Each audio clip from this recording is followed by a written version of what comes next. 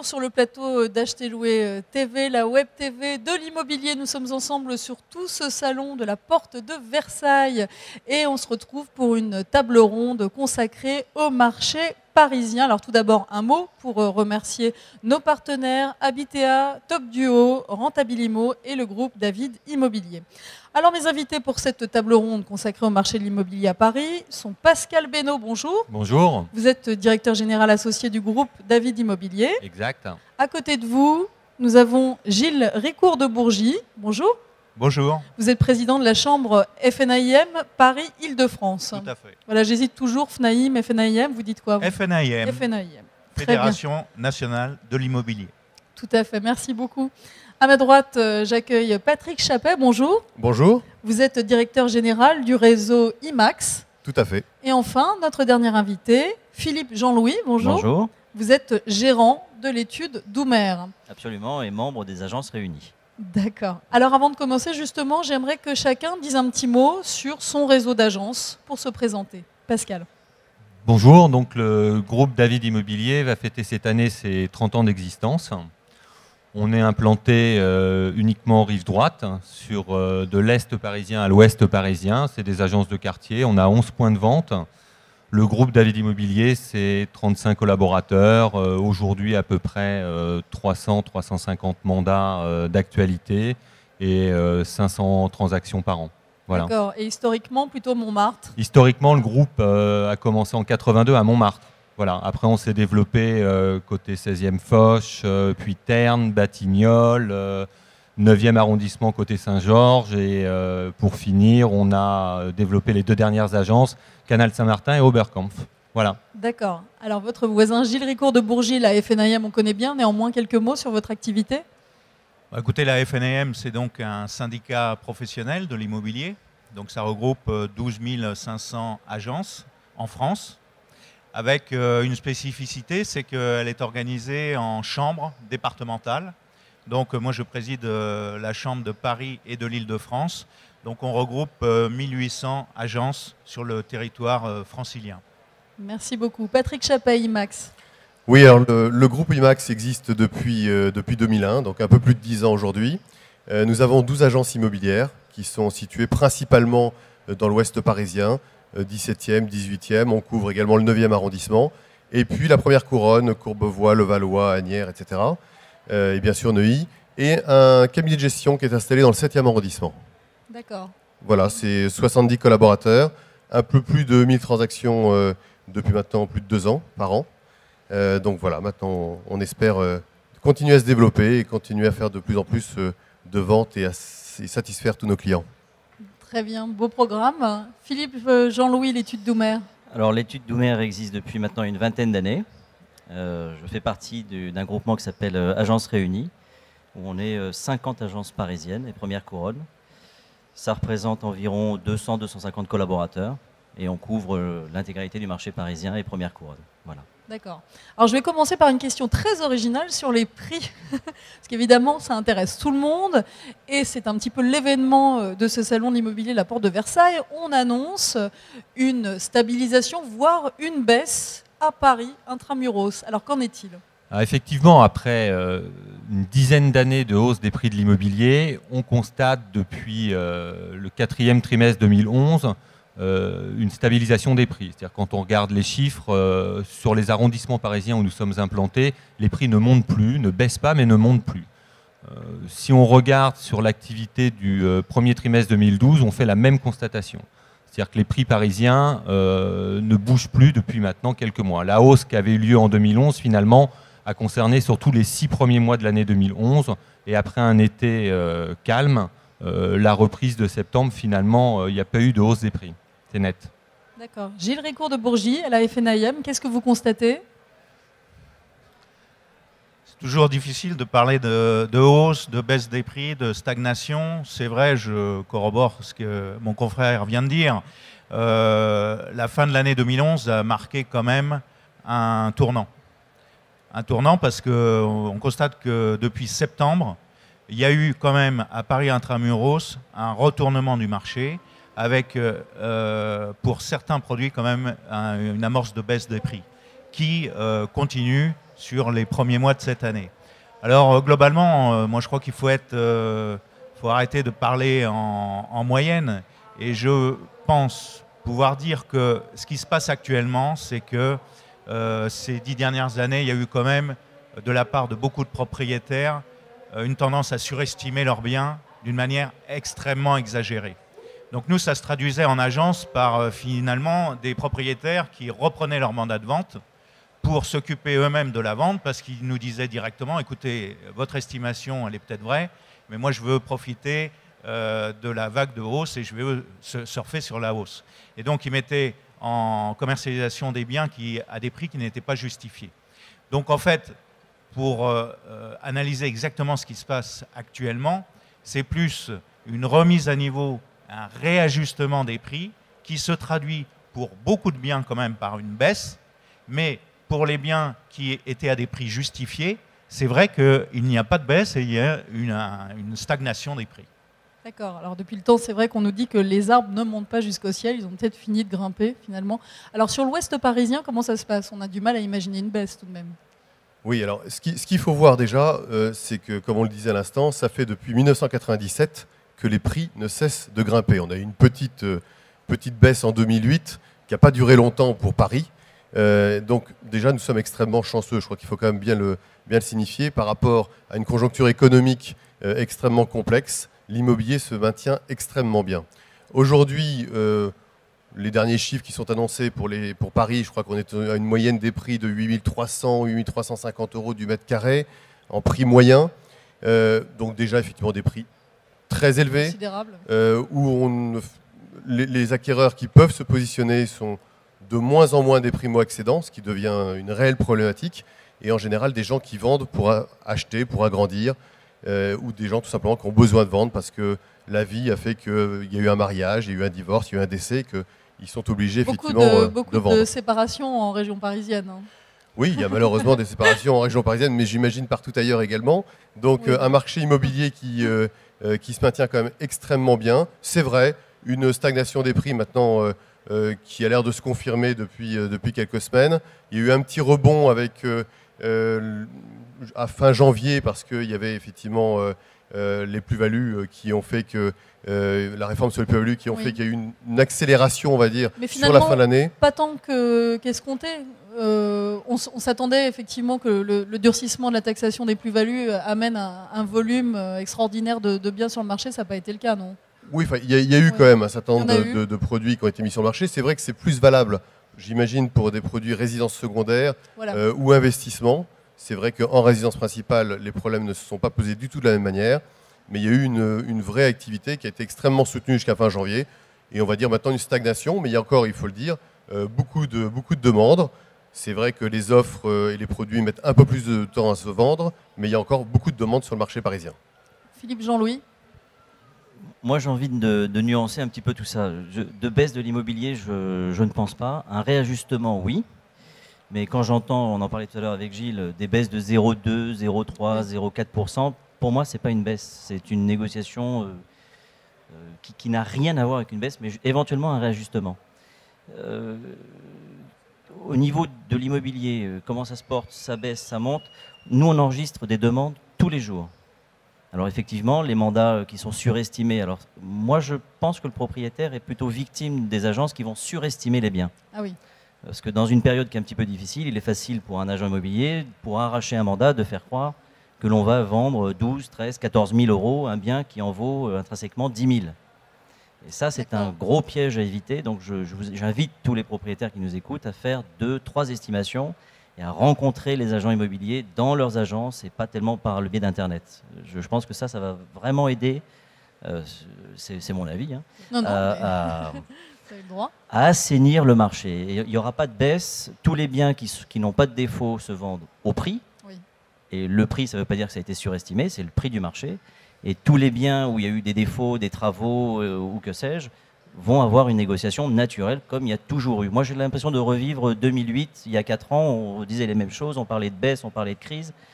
On continue de parler de crise, de baisse. Non, moi, c'est un réajustement. Les biens qui sont au prix du marché continuent de se vendre en moins d'un mois. Tout ce qui est trop cher ne se vend pas. Voilà, ça c'est D'accord. vraiment le. Donc ce que ça, je je pense que c'est vraiment intéressant de le souligner. Ça paraît peut-être évident, mais comme vous le dites, les biens qui ont des défauts aujourd'hui, sans ascenseur, mal exposés, etc., il y a une marge de négociation pour les acquéreurs, concrètement. Réellement, oui, mais Ouais. il est tellement facile pour le propriétaire de se dire, bah, tiens, mon voisin d'immeuble a vendu 15 000 euros le mètre, le mien, je vais le vendre 15 000. La seule différence, c'est que celui qui était à 15 000 avait une vue Tour Eiffel, était en parfait état, et que le sien est totalement à refaire. Donc ça, c'est le rôle de l'agent immobilier, d'expliquer simplement la différence. Je ne sais pas si mon voisin de gauche est d'accord ou pas. Oui. D'expliquer cette vraie différence. Et là, je pense qu'on a une vraie carte à jouer, comme on a toujours eu. Crise, pas crise, allez voir votre agent immobilier. Alors justement, qui veut réagir là-dessus, sur la carte à jouer Patrick Chappé, allez-y. Écoutez, je pense qu'effectivement, le travail de l'agent immobilier aujourd'hui va être de plus en plus important. Aujourd'hui, on a un devoir de conseil, on a un devoir de vérification. Acheter un bien immobilier pour un acquéreur potentiel, c'est une relation de confiance avec un agent immobilier avec qui il est en contact. Ce n'est pas un achat instinctif, c'est quelque chose qui doit être réfléchi. Et par conséquent, on a vraiment un devoir de conseil qui va être de plus en plus vrai dans les semaines et dans les mois à venir. Voilà, moi je pense que je partage bien sûr complètement l'avis de mon voisin. On est, en même temps, vous n'allez pas me dire que vous ne servez à rien. Et puis on travaille dans les mêmes secteurs, donc Oui, on vit voilà. exactement les mêmes choses. Oui, c'est ça. Voilà. Vous partagez, j'imagine, ce sentiment du rôle accru du professionnel. Effectivement, personne autour de cette table ne Non. sert à rien, je vous le confirme. C'est un vrai rôle de conseil, un vrai rôle d'accompagnement. Ça commence par une bonne estimation du bien pour le vendeur. Ça se complète par un bon suivi du projet acquéreur. L'agent immobilier est entre les deux. On n'est pas propriétaire des biens qu'on vend. On essaye de trouver pour un acquéreur le bien idéal et de satisfaire aussi bien les intérêts du vendeur que les intérêts de l'acquéreur. Le principe, c'est qu'il y en a toujours un qui veut vendre très cher et l'autre acheter le moins cher possible. Le rôle de l'agent immobilier, c'est de faire en sorte que tout le monde soit content sur une transaction. Que le bien soit estimé correctement d'une part, qu'on puisse assurer au vendeur effectivement la qualité de l'acquéreur, aussi bien sur son financement que sur son projet global. Et l'agent immobilier a un vrai rôle à jouer et joue un vrai rôle. Le marché immobilier a changé. Aujourd'hui, plus que jamais, l'agent immobilier a un vrai rôle à jouer sur ce marché. D'accord. Gilles Ricourt de Bourgie, sur ce rôle nécessaire, une bonne estimation du bien, etc. Ce qu'on peut dire, si vous voulez, au niveau de la nature des mandats qu'on a depuis quelques mois maintenant, on constate de plus en plus la part importante que jouent les mandats exclusifs. C'était une spécificité qui était plutôt le fait des agences outre-Atlantique, je dirais, dans les pays anglo-saxons. Et là, la France avait beaucoup de retard. C'est-à-dire qu'en fait, un propriétaire avait du mal à confier un mandat de vente à une seule agence. Et aux dernières statistiques qu'on a faites chez nos adhérents, on s'aperçoit que maintenant, sur Paris, on arrive à une moyenne de 39% de mandats exclusifs. Je peux vous dire que c'est un chiffre qui est complètement exceptionnel. Ouais. Et ce qui est intéressant, c'est, pour répondre à votre question, c'est pourquoi ça se passe. Oui. C'est qu'effectivement, on s'aperçoit que dans le contexte actuel, le fait de passer par un agent immobilier, ce n'est plus un passage obligé. Mais je suis d'accord. Ou de toute façon, de moins en moins, un passage obligé. Et pourquoi ? Parce qu'effectivement, vous savez, la part de marché des agents immobiliers actuellement sur la France, c'est 60%. 60% de part de marché faite par les agents immobiliers, ce n'est pas un hasard. C'est qu'effectivement, la démarche se complexifie. C'est vrai que c'est souvent une période extrêmement difficile à passer pour un vendeur et pour un acquéreur. Et de plus en plus, les agents immobiliers se sont professionnalisés. Le job d'être un intermédiaire, c'est-à-dire non pas d'être un porteur de clés, mais d'être un vrai négociateur. Et un vrai négociateur, ce n'est pas quelqu'un qui fait perdre son temps aux parties, c'est quelqu'un qui fait aboutir une négociation, qui va jusqu'à la vente. Eh bien ça, c'est précieux, ça s'apprend, ça ne s'invente pas. Ce n'est pas avec des sourires qu'on arrive à faire aboutir une négociation, surtout quand on parle de montants comme ça. Et c'est pour ça que ça se traduit par cette part de mandat exclusif qui fait que finalement, le propriétaire se dit Je vais donner la vente à un professionnel parce qu'il va, lui, faire une vraie action commerciale. Il va faire un plan de commercialisation. Je vais pouvoir donner mon avis. Je suis d'accord, pas d'accord. Il va pouvoir faire une analyse du marché pour faire une vraie estimation. Bref, il va prendre le temps de faire son boulot. Et voilà pourquoi je pense qu'effectivement, de toute façon, le marché se professionnalise et que l'avenir pour les agents immobiliers reste tout à fait optimiste. Si je peux me permettre de rebondir là-dessus, il est intéressant de voir qu'autour de la table, on a tous développé, chacun à son niveau, des mandats spécifiques pour offrir encore plus de services à nos propriétaires. Alors j'ai envie de poser une question directe. Quel est mon intérêt de confier à mon agence mon bien en mandat exclusif, tout simplement? Voilà. Alors, qui se lance? Moi, j'ai envie de vous dire une chose. Ouais. Lorsque vous confiez un mandat exclusif à un agent immobilier, l'époque où il était seul dans son bureau est révolue. Aujourd'hui, on a des moyens de communication. Je crois que la preuve, aujourd'hui, on va utiliser des moyens de communication modernes. On va faire à peu près la même chose. On a des plans marketing qui sont hyper détaillés, hyper techniques pour chaque appartement. Vous allez avoir un interlocuteur privilégié, qui sera toujours le même. Et cet interlocuteur privilégié va lui-même avoir des partenaires privilégiés au sein de son groupement, au sein de son réseau, au sein de la FNAIM. Il faut quand même savoir qu'aujourd'hui, lorsque vous confiez un mandat à un agent immobilier FNAIM, il a un potentiel sur Paris, si je ne dis pas de bêtises, de 1500 agents immobiliers qui vont travailler en partenariat avec lui. Donc, vous n'avez pas confié votre mandat exclusif à un agent immobilier, mais quelque part à 1500 agents immobiliers qui chacun va avoir son réseau individuel et ça va représenter une force de frappe qui est très sincèrement incommensurable. Donc c'est très difficile on ne peut pas le quantifier, mais encore une fois, allez voir chaque agence. Au sein des agences réunies, nous on a développé le vendeur immobilier privilégié. Monsieur a développé... On a développé le mandat Alliance, exactement, qui est un mandat exclusif, mais qui permet aux vendeurs, si toutefois ils n'étaient pas satisfaits de nos prestations, de pouvoir se dégager librement de ce mandat. Et ça, je pense, si je peux me permettre, c'est une nouveauté de 2011-2012. Exact. Je pense qu'on s'est remis, nous tous, en cause pour dire que le rôle de l'agent immobilier, par le passé, on a été bien dénigré, on a eu une mauvaise réputation, et notre rôle aujourd'hui, c'est de montrer qu'on est en toute transparence, que l'on s'engage auprès de nos propriétaires et de nos acquéreurs, parce qu'il ne faut pas oublier que les acquéreurs sont des vendeurs, et que chaque agence digne de ce nom s'engage à présenter des biens avec des mandats.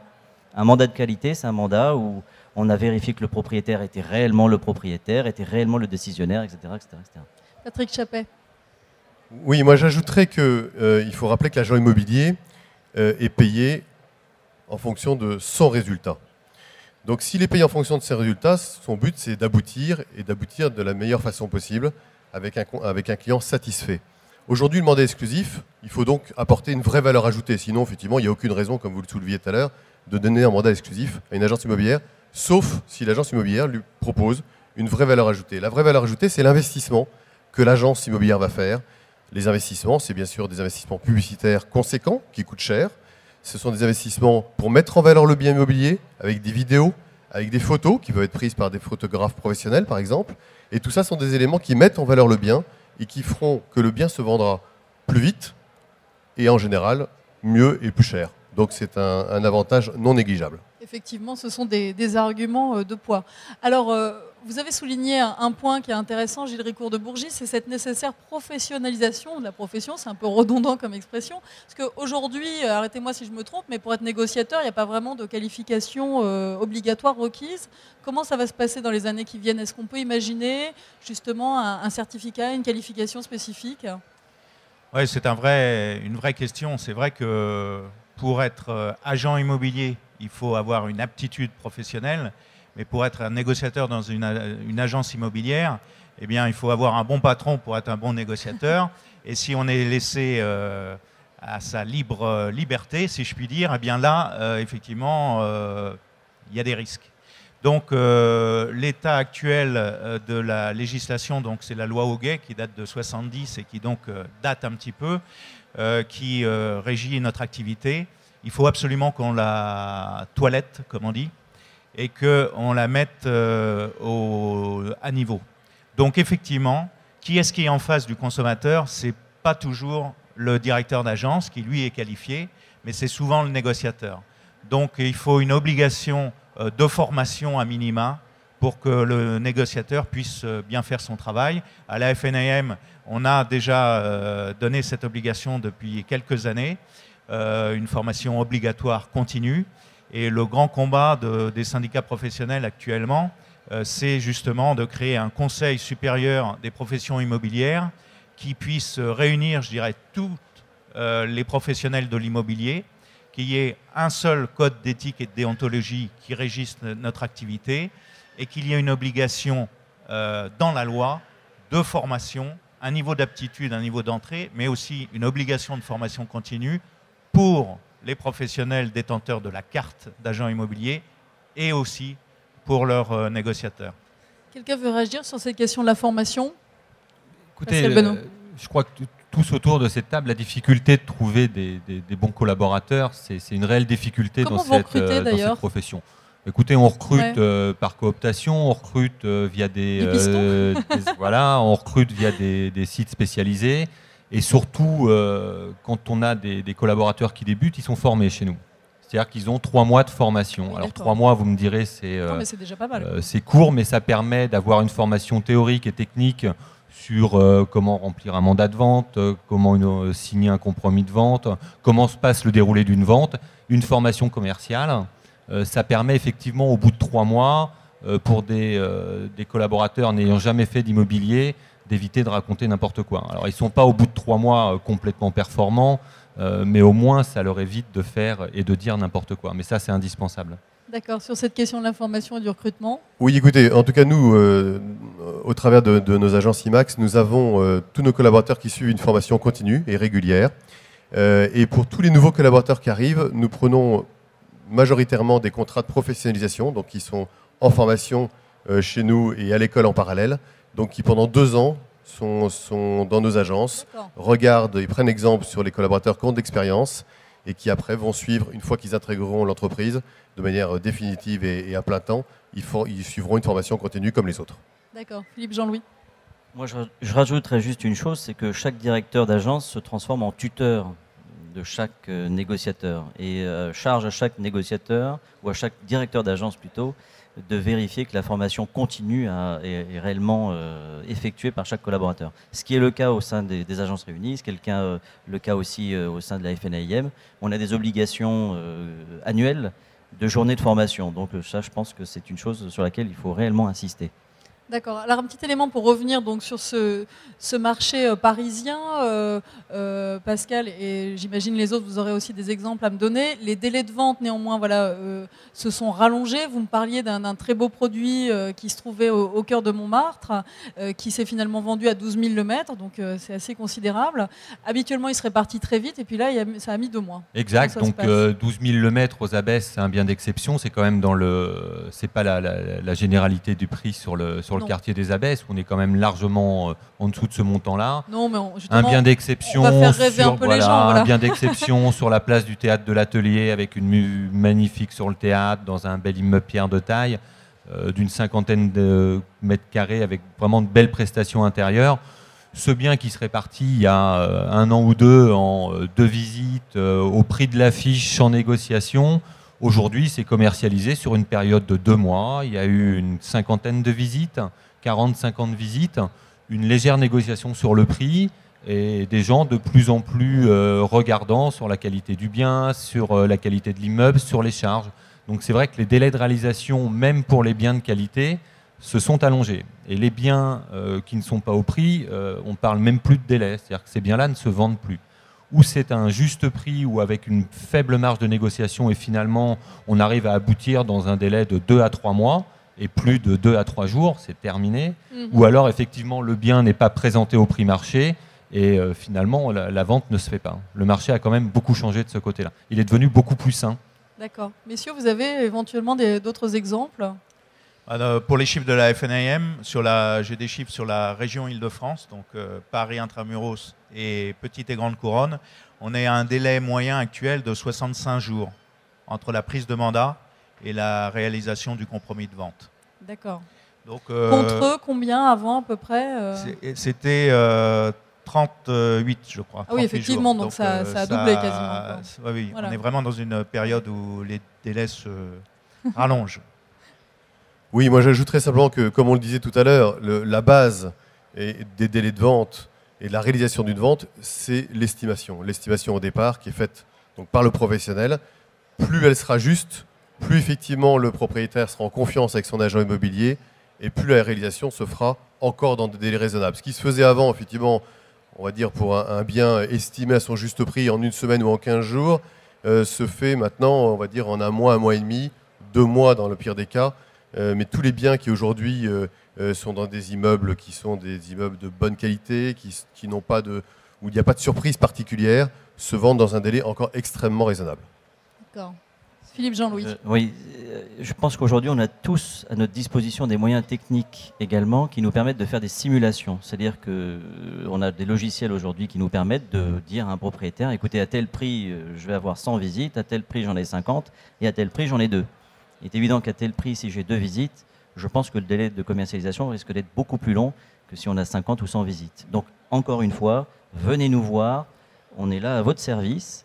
L'estimation, comme dit Patrick Chappet. Pardon, Max.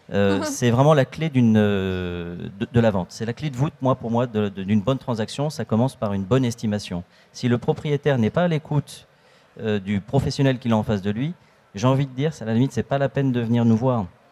Si vous avez vraiment besoin d'une estimation au juste prix, on va vous faire une simulation et vous dire que dans 15 jours, dans 3 semaines, on a un potentiel de X visites. Et ça, je pense que c'est une vraie plus-value. Vous ne faites pas un métier très facile, messieurs. J'ai l'impression que vous passez beaucoup de temps à être dans la pédagogie par rapport aux vendeurs. On se remet, j'ai envie de vous dire, qu'on se remet perpétuellement en cause et qu'on est obligé d'évoluer aussi vite que les moyens dont on dispose. L'affichette écrite au feutre dans la vitrine à vendre et scotché, je pense que ça doit exister encore. Oui. Je ne pense pas que ce soit très rassurant pour un propriétaire qui passe devant une agence où c'est scotché et il y a marqué « je reviens dans 25 minutes ». Ça, je pense que ça n'existe plus. Ça ne doit plus exister. Ça, c'est l'immobilier de grand-père, alors. Ça n'a plus cours, au XXIe siècle. Je crois qu'en cherchant bien, on doit pouvoir trouver quelques agences comme ça.